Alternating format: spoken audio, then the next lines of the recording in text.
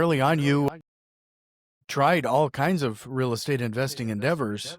Like, what in the end caused you to focus on the self-storage? Yes, a lot of reasons. I'm sure you have a bunch of listeners out there right now that may be landlords or tired landlords. Number one is how the laws treat your investment. In most states, most municipalities, landlords are kind of viewed as these, money hungry, not always doing the best that they can for their tenants. And that usually isn't the case. However, there's always one or two bad eggs that causes laws to change. So for example, in Chicago, where I'm from, once someone stops paying rent, it takes about 8 to 9 months to evict them, which is theft, right? These people are living your asset without paying for it. And that causes massive losses, not only to you, but if you have investors as well. Self-storage is the opposite. Self-storage is not viewed as a basic human right.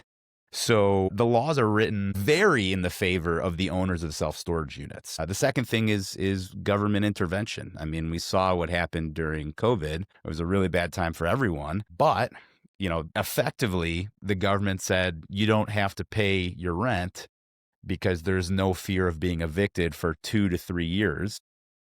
But they didn't go to those landlords and say, hey, you can stop paying your property taxes or you can stop paying your mortgage. So that caused a massive amount of bankruptcy and foreclosures on the landlord side, the people that are actually providing the housing for the individuals in the community. So I didn't like that as well, how the government could just get involved into your private business and just put de facto rules across, 400 million people without actually knowing the individual cases. And then I'm a data's guy. I'm a engineer by training. So if you look at the last 30 years, self-storage has had some of the highest returns across any asset class that you compare it. S&P 500, retail, office, healthcare, residential, and even industrial. Here's some quick stats right here. If you had $100,000 to invest in 1994, by 2021, if that was in the S&P 500, you would have about 1.6 million, or about a 10.8% average annual return, which is nothing to scoff at. When you look at residential, it's about 14.4% average annual return. So that 100,000 would turn into about 3.8 million. But if you put into self-storage during this almost 30-year time period, there is an average 18.8% annual return. So that $100,000 over that time period comes out to be over $10 million.